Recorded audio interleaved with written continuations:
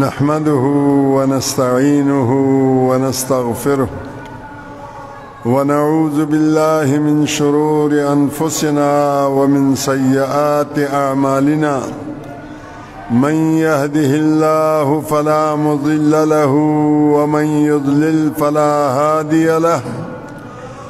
وأشهد أن لا إله إلا الله وحده لا شريك له، وأشهد أن محمدًا عبده ورسوله.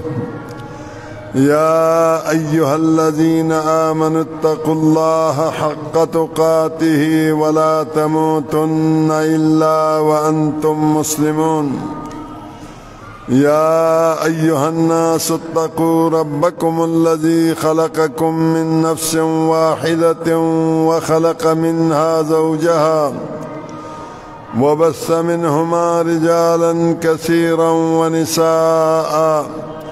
واتقوا الله الذي تساءلون به والأرحام إن الله كان عليكم رقيبا.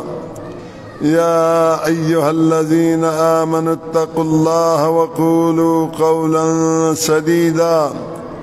يصلح لكم أعمالكم ويغفر لكم ذنوبكم، ومن يطع الله ورسوله فقد فاز فوزا عظيما. أما بعد، فإن خير الحديث كتاب الله، وخير الهدي هدي محمد صلى الله عليه وآله وسلم، وشر الأمور محدثاتها، وكل محدثة بدعة، وكل بدعة ضلالة، وكل ضلالة في النار. أعوذ بالله السميع العليم من الشيطان الرجيم. بسم الله الرحمن الرحيم. قاف والقرآن المجيد، بل عجبوا أن جاءهم منذر منهم فقال الكافرون هذا شيء عجيب. أإذا متنا وكنا ترابا ذلك رجع بعيد. قد علمنا ما تنقص الأرض منهم وعندنا كتاب حفيظ. بل كذبوا بالحق لما جاءهم فهم في أمر مريج. أفلم ينظروا إلى السماء فوقهم كيف بنيناها وزيناها وما لها من فروج. والأرض مددناها وألقينا فيها رواسي وأنبتنا فيها من كل زوج بهيج، تبصرة وذكرى لكل عبد منيب. ونزلنا من السماء ماء مباركا فأنبتنا به جنات وحب الحصيد، والنخل باسقات لها طلع نضيد،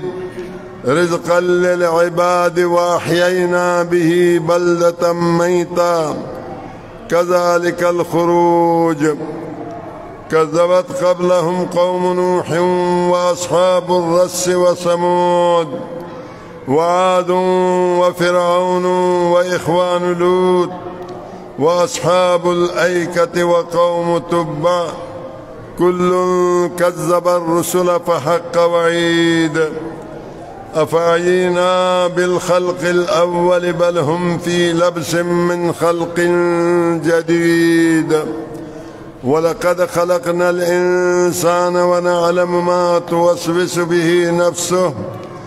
ونحن أقرب إليه من حبل الوريد. إذ يتلقى المتلقيان عن اليمين وعن الشمال قعيد. ما يلفظ من قول إلا لديه رقيب عتيد. وجاءت سكرة الموت بالحق، ذلك ما كنت منه تحيد. ونفخ في السور، ذلك يوم الوعيد.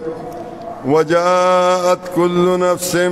معها سائق وشهيد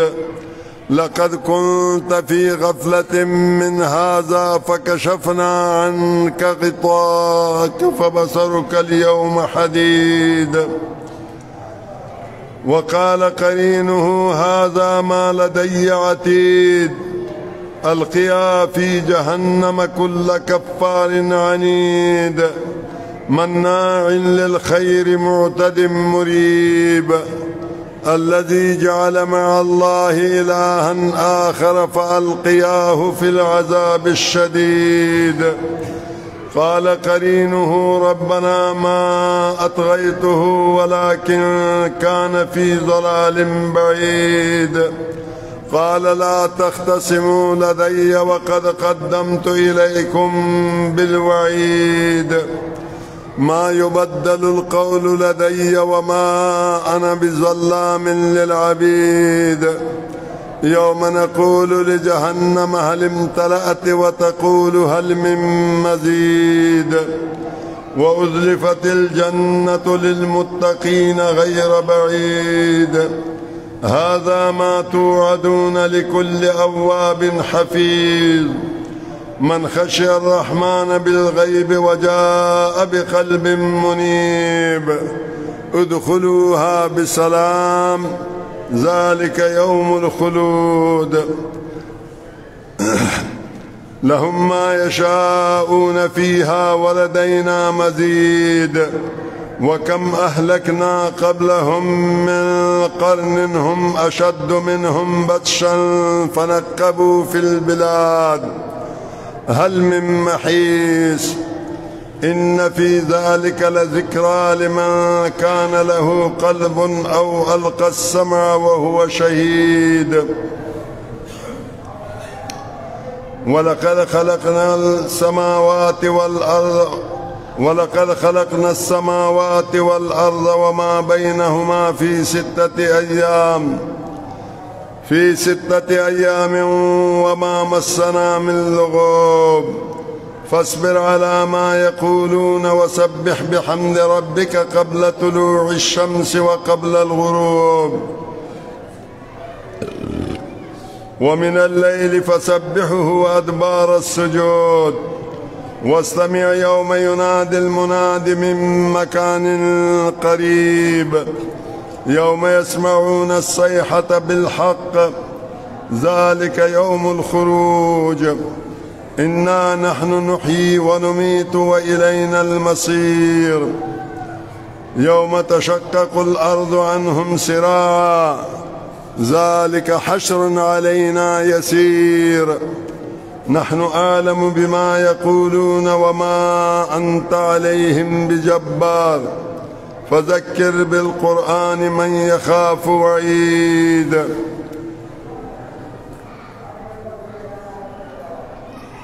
اللهم صل على محمد وعلى آل محمد كما صليت على إبراهيم وعلى آل إبراهيم إنك حميد مجيد. اللهم بارك على محمد وعلى آل محمد كما باركت على إبراهيم وعلى آل إبراهيم إنك حميد مجيد. أعوذ بالله السميع العليم من الشيطان الرجيم. شهر رمضان الذي أنزل فيه القرآن هدى للناس وبينات من الهدى. وعن أبي أمامة رضي الله تعالى عنه قال قلت يا رسول الله صلى الله عليه وآله وسلم دلني على عمل قال عليك بالصوم فإنه لا يعدله شيء.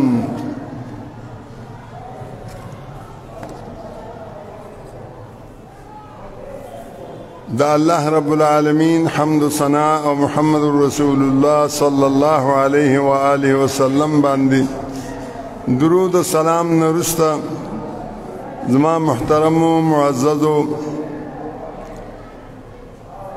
رب کریم چونکہ پٹول مخلوق باندی رؤوف و رحیم دے اور رسول اللہ صلی اللہ علیہ وآلہ وسلم پا مومنان باندی رؤوف و رحیم دے دا اللہ سبحانہ وتعالی دا رؤوفیت اور دا رحیمیت اور دا رسول اللہ صلی اللہ علیہ وآلہ وسلم دا رؤوفیت اور دا رحیمیت دا تقاضاوا چه مونگتا هغه مواسم هغه اوقات هغه میاشتی هغه ورځې راته وښیي چې په هغې باندې عبادت کولو سره مونږ ته پې ګټه حاصلېږي لکه هر یو تاجر موسم ته ګوري چې په دې موسم کې د کم شي قیمت زیات دی او کم یو شی چلیږي نو هغه شی بازار ته راوړي نو الله سبحانه وتعالی او رسول الله صلی الله علیه وآله وسلم هم مونږ ته داسې مواقع داسې اوقات داسې ورځې او داسې شپې راته ښودلې دي چې په هغې کې نیکیانې ډبل کېږي دوګونه کېږي او الله سبحانه وتعالی پې راضي کېږي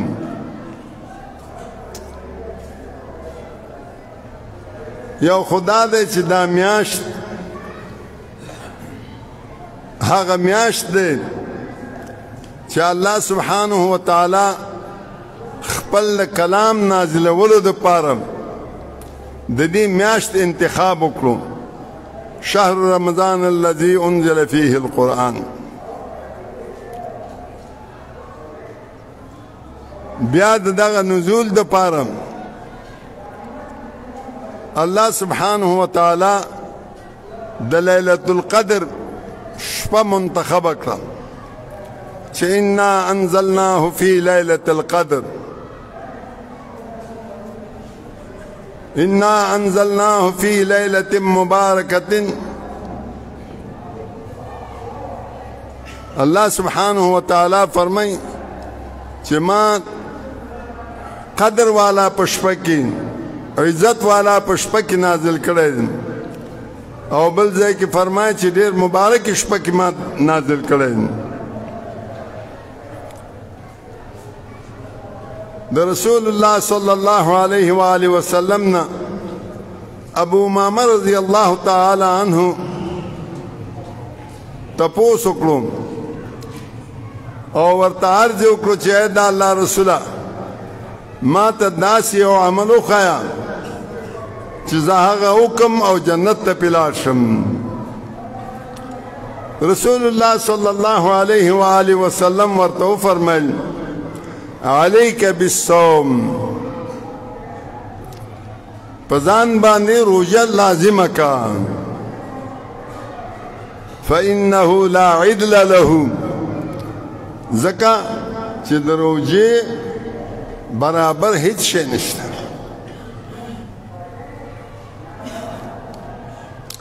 دا د رسول الله صلی الله علیه وآله وسلم اسلوب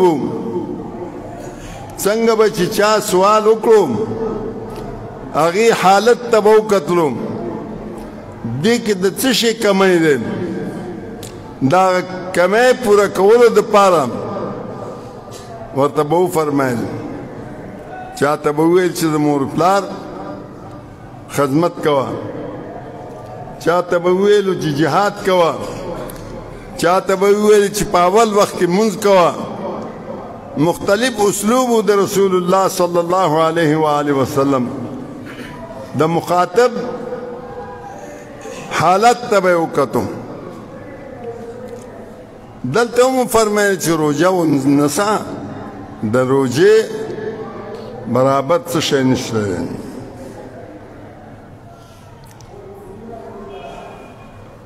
ابو هريره رضی الله تعالی عنہ فرمایي چې رسول الله صلی الله علیه و آله وسلم فرمایلی دي چې دا حدیث قدسی دی چې الله سبحانه و تعالی فرمایي الصوم لي وانا اجزي به روزه ما د پاره ده زه بدل ورکوم منظم د الله د پاره حجم د الله د پاره زکاتم د الله د پاره یعنی هر عمل د الله د پاره ده خو دې نور عملونو نسبت ځان ته ونکړو او د روزې نسبت وکړو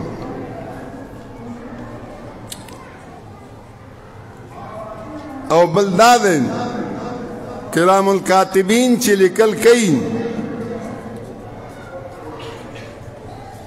هغه یعلمون ما تفعلون الله وایي کوم کار چې تاسو کوئ په هغې باندې دا ما چې کوم فرشتې مقرر کړي دي دوی پوهیږي چونکې روژه داسې شی نه و چې په خوله باندې وویلی شي او داسې شی نه و چې هغه فعل وکړی شي په جوارحو باندې د هغې فعل وشي نو کتابت به یې د څه کړی دی د دې وجه نه یو سړی که روژه نه نیسي دا د الله او د هغې په منځ کې دی ما تا ته پته نه لګي چې دی روژه نیسي او که نه نیسي او بل په دې کې صبر دی روژه کې صبر دی او الله سبحانه وتعالى فرمای انما يوفى الصابرون اجرهم بغیر حساب صبر کوونکو ته د هغوی اجر بغیر د حساب نه رسي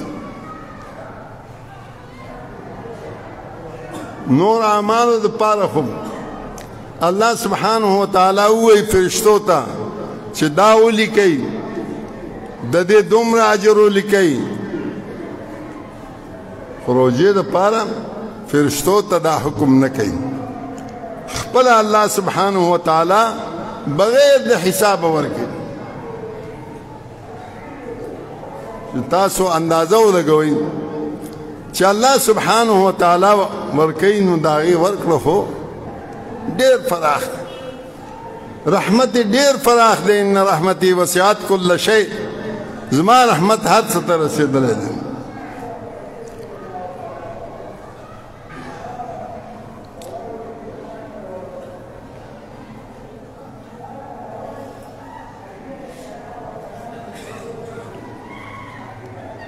عائشہ صدیقہ رضی اللہ تعالی عنہ فرمائی کہ رسول اللہ صلی اللہ علیہ وآلہ وسلم فرمائے الصيام جنة فمن أصبح صائما لا يجهل يومئذ روجہ دا یو ډال دی ډال د جهنم نه د بچاو د پاره د اور نه د بچاو د پاره د الله د عذاب نه د بچاو د پاره الله د قهر نه د بچاو د پاره بیا فرمایي فمن اصبح صائما څوک چې سبعي کې په داسې حالت کې چې روژه یې نیولې فلا يجهل په دغه ورځ د جهالت کار نه کوي وإن امرؤ جهل عليه که یو سړي د سره یو جهالت خبره وکړه یو جهالت کار یې وکړو نو هغه دې ورته ووایي فلا يشتمه ولا يسبهم هغه جانب مقابل ته دې نه کنځل کوي او نه دې بدې ردې وایي بلکې د داسې وایي چې فلیقل انی صائم دومره دې ووایي چې وروره الله دې در سره ښه وکړي ستا د خبرو زه جواب نشم کولی ولې چې زه روژهدار یم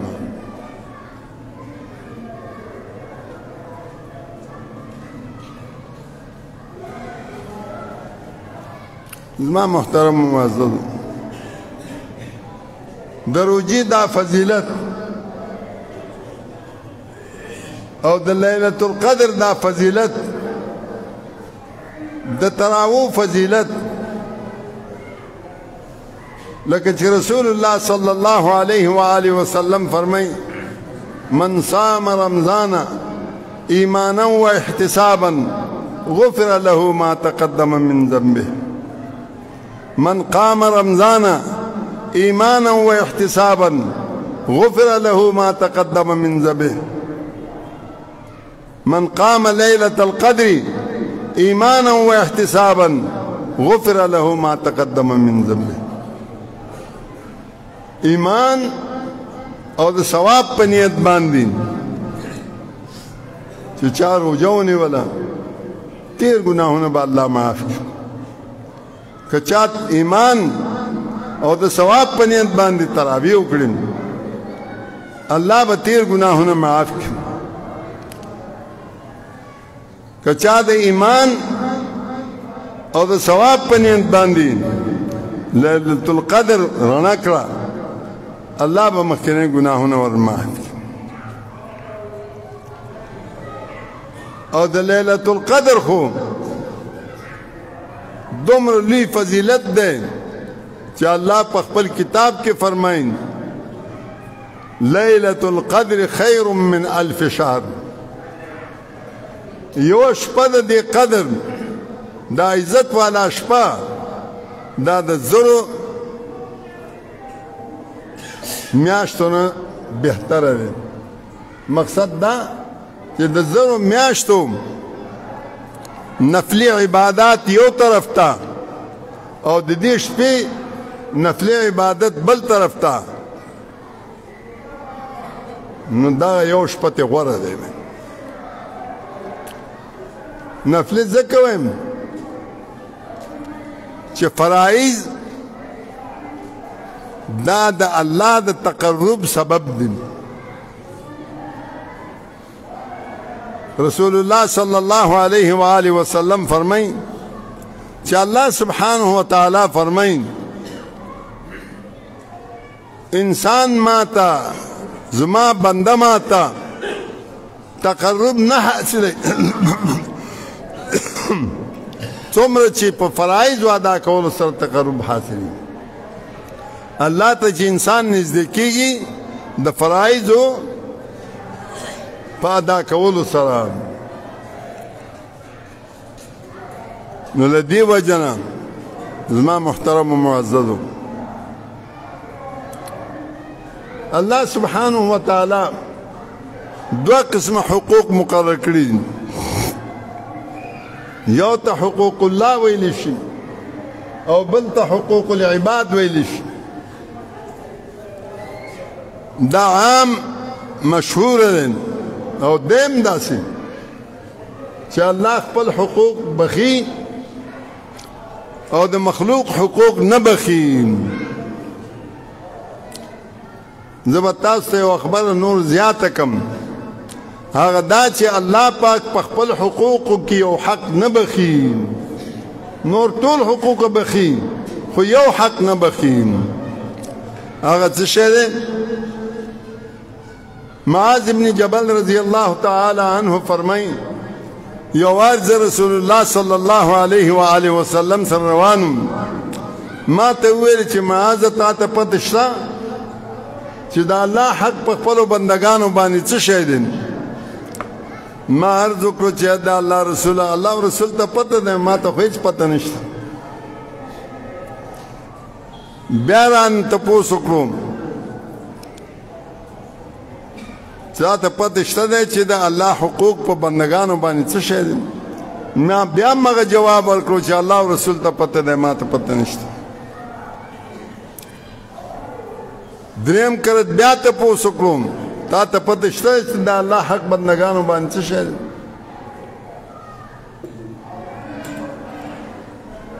هغه وویل چې الله ته پته دا تکرار چې کوو رسول الله صلی الله علیه وسلم دې دپاره چې دی متوجه شي دې خبرې ته زه چې دا کم خبره کوم دا د زړه په وګونو باندې واوري هغه وویل چې حق الله علی عباده دا الله حق په خپل بندگانو باندې دا دی ان یعبدوه ولا یشرکوا به شیئا چې دا الله عبادت وکړي او دا الله سره عبادت کې هیڅوک شریک نه کړي نو ځکه الله سبحانه وتعالی فرمایي دا توحید زما حق دی که په دې توحید کې نقصان راوستو کمی راوستو زه نه بخم ان الله لا یغفر ان یشرک به ویغفر ما دون ذلك لمن یشاء شرک الله نه بخي د شرک نه علاوه هر څومره ګناهونه چې کله الله خوښ شي په توبه سره یا غیر د توبې نه الله به وبخي دا یاد وساتئ توبه سره شرک هم معاف کیږي چې شرک نه توبه وباسي نو هغه معاف کیږي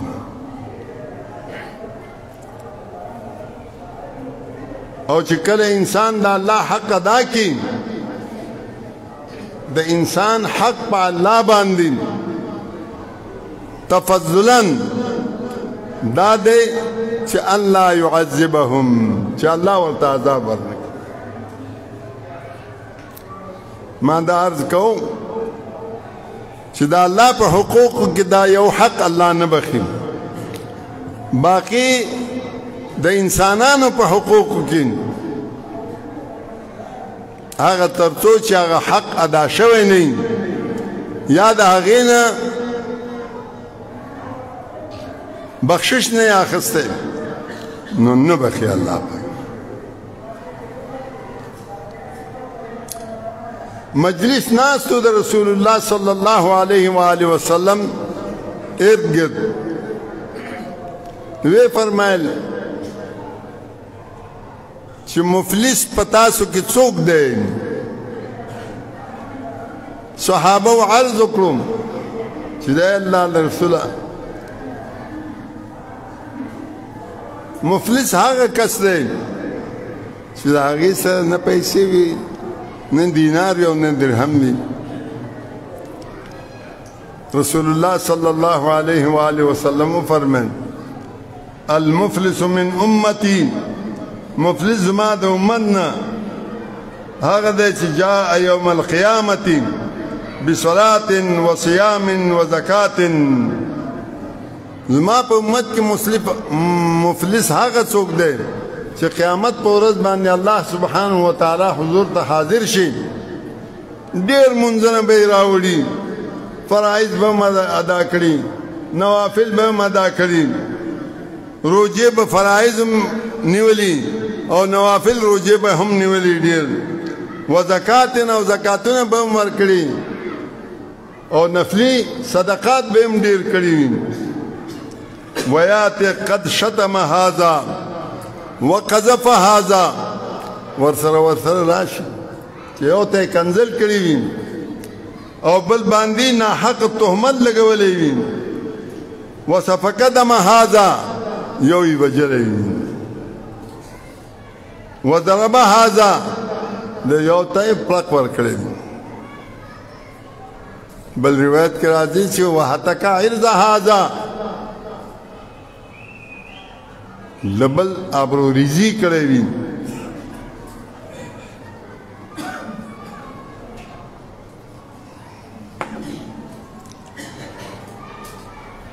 فیعطى هذا حسناته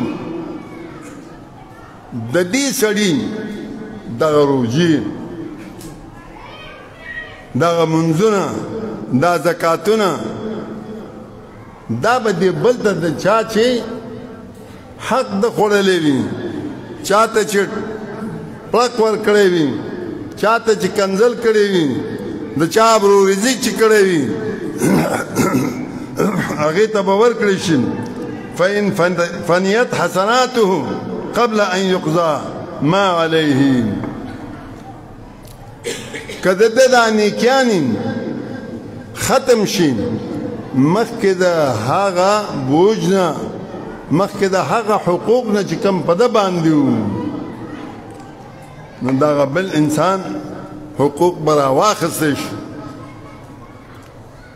او د دې په ولو کې به واچولی شي او بیا فطرح فی النار بیا به جهنم ته وغورځولی شي د دې وجه رسول الله صلی الله علیه و آله وسلم فرمایي ابو هريره رضی الله تعالی عنه فرمایي چې رسول الله صلی الله علیه و آله وسلم فرمایي من كانت مظلمة لأخيه چا باندې چې د خپل ورور څه حق وي نو ورسره زیاتی کړی وي من عرضه او شیء د ده ابروریزي کړی دی یا بل څه حق وي او بل څه زیاتی ورسره کړی دی فلیتحلل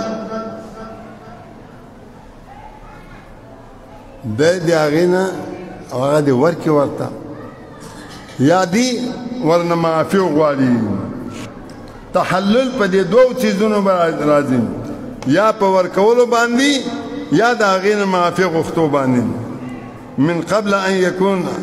درهم ولا دینار مخکې د دې نه دا تحلل وکړي چې نه به هغه ورځ کې پیسې وي نه به ټکه وي نه به دینار وي نه به درهم وي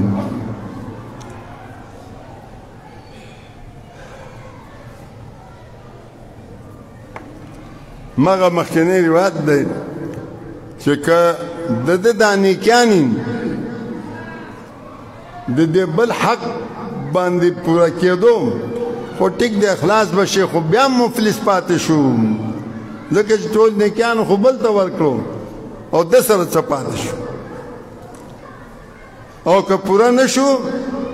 دا به راواخیستی شو د دې بل بدیانې به راواخیستې د دې په ولو به واچولی شي بیا به جهنم ته ورځي زما محترم و معززو دا لږ سوچ پکار دی چې مونږ روژې هم نیسو زکات هم ورکوو منځونه هم کوو تهجد هم کوو خو د دې خبرې خیال هم ساتلی دی چې چېرته پردی حق مالی حق یا د عرض آبرو دا حق خو چېرته نشته دی راباندې یو سړی به وي ډېر نیک به وي هغه د خپل نیکي کې متکبر شي بل ورته سپک ښکاري د بل سپکاوی کوي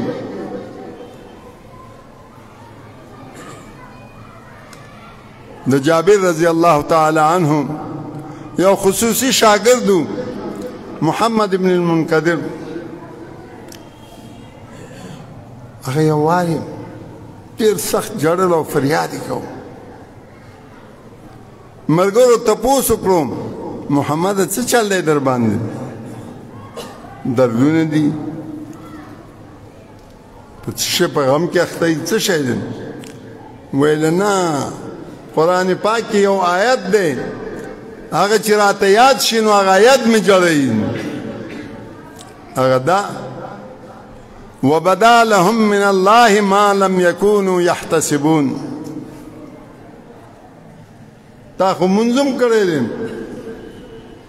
زکات دې هم ورکړی دی روجې دې هم نیولې دي درسونه هم کوي دوره تفسیر هم کوي سبقونه هم طالبانو ته پڑھاوي ته وایي خو ما هم هېڅ هم نه دي کړي ما هیڅ قسم ګناه نه دی کړی سبا یې پاڅېږم جماعت کې ناست یم خلکو ته سبقونه وایم مانځه وخت راشي لمونځ کوم لہذا ما هیڅ هم نه دي کړي محمد ابن منکدر وایي که الله سبحانه وتعالی وبدا لهم من الله ما لم يكونوا يحتسبون ستا وهم او ګمان کې به هم نه وي تا ته به وایي چې فلانیا تا دا کار کړی تا دا کار کړی تا دا کار کړی دغه کار به ستا وهم او ګمان کې هم نه وي بیا به څه کوم محمد ابن منکدر وایي چې ما دا آیات جوړوي ویل لہذا من ګورو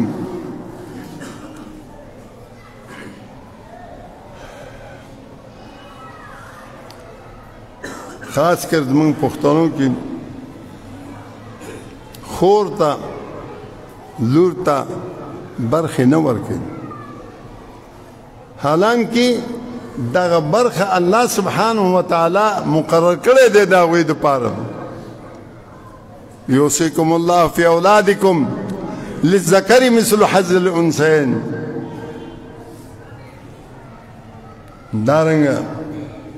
کونډه وي داغه حقوق من پامالو قرآن پاک کې الله سبحانه وتعالی فرمایي یا ایها الذین آمنوا لا يحل لكم ان ترثوا النساء کرها اے مومنانو تاسو د پاره دا حلال نه دی چې تاسو ښځې په میراث کې وړي عبد الله ابن عباس رضی الله تعالی عنه فرمایي د بخاری روایت ده جاهلیت په زمانه کې بداسي و سړی به مړ شو ښځه به پاتې شوه نو د دې ښځې واک او اختیار ټول به د مړ شوي سړي د وروڼو او د پلار په لاس کې به یا به په خپله په نکاح کړه یا به د په بل چا ته ورکړه یا به غریبه ناسته وه وایي زمونږ کونډه دی حالانکه د قرآن او د سنت په رو باندې په ده باندې هېڅ هم نشته دوه حالت دي خاوند چې مړ شو یا به حامله وي یا به نه که حامله وه وضع د حمله پورې چې بچی مچی وشي بس دا خلاصه شوه او که حامله نه وه 4 میاشتې 10 ورځې به عدت تېروي چې دا پوره شو د خاوند د کورنو بیا په ده باندې هېڅ حق نشته د دې خاوند د مال نه که اولاد وي ربع که اولاد نه وي ثمن دا میراث رسېږي موږ دغه ښځې ته دا میراث چېرته ورکوو او د ده حقوق ټول پامالو دې ته موږ څه ګورو نه ورته دارنګه یتیمان چې پاتې شي د یتیمانو خیال نه ساتو دا کوشش کوو که جنۍ وي که هلک وي یتیم چې د ده مال د ده د بلوغ ته د رسېدو نه مخکې هړپ کړو حالانکه الله سبحانه وتعالی فرمایي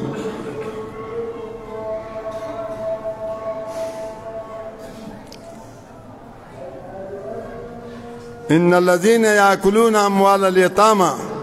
ظلما کم کسان چې د یتیمانو مال بې حق خوري ناحق خوري انما ياكلون في بطونهم نارا په خپل خېټه کې چې کم دی نو جهنم اور اچوي دی وسيصلون سعيرا عن قریب به جهنم ته ور دکه کړی شي همدارنګه خلق په ناحق دعوو سره یا چې کم دی نو پولی کې شریک وي او په پوله وهلو سره د چا په پټي کې زیاتۍ کوي. او رسول الله صلی الله علیه و آله وسلم فرمایي چې طوقه الى 70 ارضا، چا چې یو لشت د پردی ځمکه لاندې کړه یا زبردستی سره یا په هیله حواله سره یا په دروغ سره یا په چالاکی سره، قیامت په ورځ به دغه ځمکه تر 2 ځمکو پورې د دې په غاړه کې به واچولی شي. دې خبرې ته اوس خیال ساتل پکار. د دې وجه نه رسول الله صلی الله علیه و آله وسلم فرمایي الله سبحانه وتعالی لعنت کوي په هغه کس باندې چې هغه مور پلار باندې لعنت وایي. داسې ډېر دي چې مور پلار ته بدې ردې وایي، یا دا چې دی بل پلار ته د بل مور ته کنځلو کې او لعنت ووایي، هغه د دې ته وکړي. وایي لعنت دې وي په هغه کس باندې چې هغه د الله سبحانه وتعالی د نامه نه سوا د بل چا په نوم باندې حلاله کوي، بکره ورکوي، غوی ورکوي، هر څه چې. او بیا فرمایي چې الله تعالی لعنت دې وي په هغه کس باندې چې هغه یو بدعتي ته ځای ورکوي، بدعتي وي او بدعتي ته چې کوم دی نو ځای ورکوي. زما مطلب دی آخرنی ټکي کې دی د الله تعالی نه لعنت دی په هغه چا باندې غیر منار الارض چې هغه د ځمکې پولې چې کوم دی نو ورانوي، بل سره پوله شریک دی، هغه کې لږ لږ غوندې روزانه څه شی نه څه کوي او ځان طرف ته چې کوم نه ناکاږي. د دې ټولو باندې الله سبحانه وتعالی په جبه د رسول الله صلی الله علیه و آله وسلم باندې لعنت کړل. الله سبحانه وتعالی دې مونږ په دې خبره باندې پوي کړي او توفیق دې راکړي چې مونږ د انسانانو حقوق مرګ نه مخکې ادا کړو. ورنه زما محترم و معززو قیامت په ورځ کې به چې کوم دی بیا ډېر تکلیف،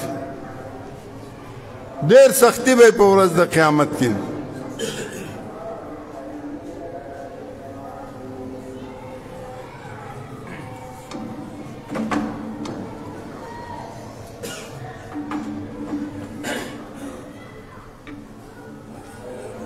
إن الحمد لله نحمده ونستعينه ونستغفره ونعوذ بالله من شرور أنفسنا ومن سيئات أعمالنا. من يهده الله فلا مضل له ومن يضلل فلا هادي له، وأشهد أن لا إله إلا الله وأشهد أن محمدا عبده ورسوله. يا أيها الذين آمنوا اتقوا الله حق تقاته ولا تموتن إلا وأنتم مسلمون. يا أيها الناس اتقوا ربكم الذي خلقكم من نفس واحدة وخلق منها زوجها وبث منهما رجالا كثيرا ونساء، واتقوا الله الذي تساءلون به والأرحام إن الله كان عليكم رقيبا. يا أيها الذين آمنوا اتقوا الله وقولوا قولا سديدا يصلح لكم أعمالكم ويغفر لكم ذنوبكم، ومن يطع الله ورسوله فقد فاز فوزا عظيما. أما بعد، فإن خير الحديث كتاب الله، وخير الهدي هدي محمد صلى الله عليه وآله وسلم، وشر الأمور محدثاتها، وكل محدثة بدعة، وكل بدعة ضلالة، وكل ضلالة في النار. أعوذ بالله السميع العليم من الشيطان الرجيم. ربنا اغفر لنا ولإخواننا الذين سبقونا بالإيمان ولا تجعل في قلوبنا غلا للذين آمنوا ربنا إنك رؤوف رحيم. ربنا وآتنا ما وعدتنا على رسلك ولا تخزنا يوم القيامة إنك لا تخلف الميعاد. ربنا آتنا في الدنيا حسنة وفي الآخرة حسنة وقنا عذاب النار. ربنا لا تؤاخذنا إن نسينا واخطأنا ربنا ولا تحمل علينا إصرا كما حملته على الذين من قبلنا ربنا ولا تحملنا ما لا طاقة لنا به واعف عنا واغفر لنا وارحمنا أنت مولانا فانصرنا على القوم الكافرين.